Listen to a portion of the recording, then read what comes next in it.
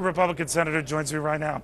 Senator, the issue I was getting into with your colleague from Pennsylvania was that by not including Medicare in this initial plan, for whatever reason, it was sending a disturbing signal. Are you disturbed?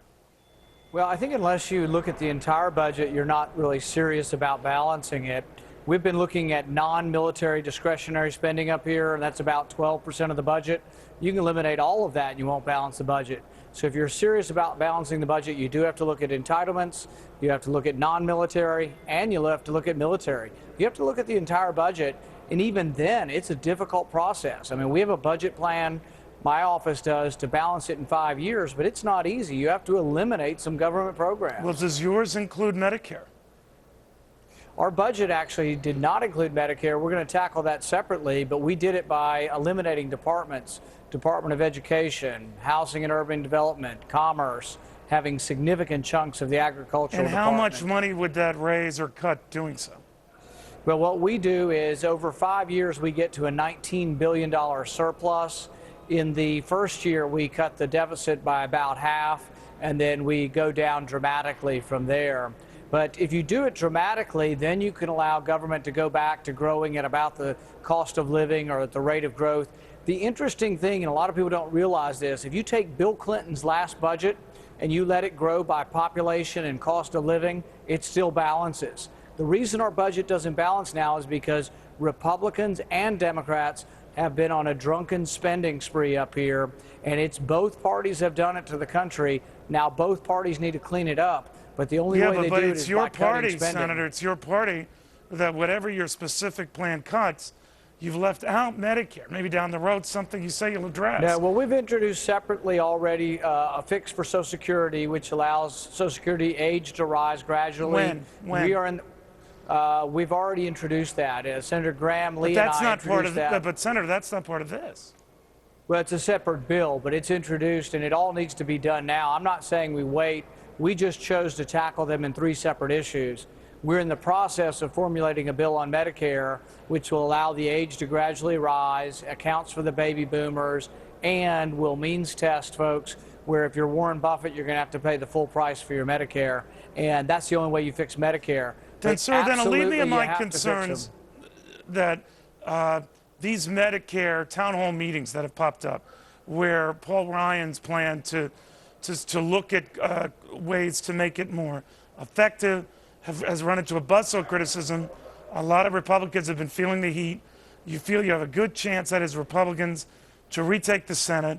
You don't think now is the time to fiddle with Medicare. It was a point I raised with Senator. I do think it is. Wait a minute. It's a point I raised with Senator Toomey. Are you saying that that is not the view? I'm saying it absolutely is the time to tackle Social Security and Medicare now, and we are in the process of doing it. And everywhere I go, to every town hall I go to, I say, look, it's broken. There are too many people retired. There's too much money being spent and not enough young people.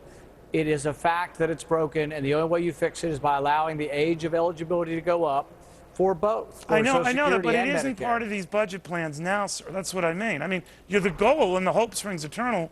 But my worry, and I think some Tea Party worries, and those who supported you, is that you got nervous. No, not us at all, because, see, our budget actually balances in 5 years, and we had that done before we've gotten the numbers back. We're trying to get all the numbers crunched. Like when we did our Social Security reform bill, which fixes Social Security by allowing the age to rise, we got it scored by Social Security. That took us a month and a half. So sometimes these issues are separate, not because we're bailing and not willing to fix the problem. You won't meet anybody up here more willing to fix the problem and take on the entitlements. I'm willing to say exactly what it takes to fix the entitlements. Just separate bills. You're treating it separately. All right. We can argue about this for a while, but I don't want to. I do want to address this issue you raised yesterday about the White House maybe keeping an enemies list. A lot of people, a lot of organizations on that enemies list. What did you mean? Well, some of it was a rhetorical flourish, I'll have to admit, but some of it's really halfway serious, and that's that it does appear that politics is playing a role in who they're going after. You know, if Boeing had decided to locate in Chicago and they were going to use union labor, my guess is there wouldn't be a big dispute, but they've gone to a Republican state that's right to work. They've already built their facility. They've spent $1 billion, and the government's going to come in at the last minute and say, oh, no, you don't. You're not using union labor, and you're in a non-union state, and we're going to shut you down. It's absurd, and particularly after they've already built the plant. They're ready to start building planes in the next week. I do see it as a form of political enemies list. It comes on the heel of last week where President Obama says he wants to know who you've contributed to.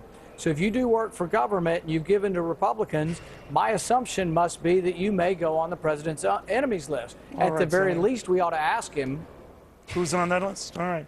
Senator, thank you very much. Thank you. All right, do any of you know this guy? He is going to jail likely for a very, very long time, 2.5 years after the meltdown. Finally, a big-name Wall Street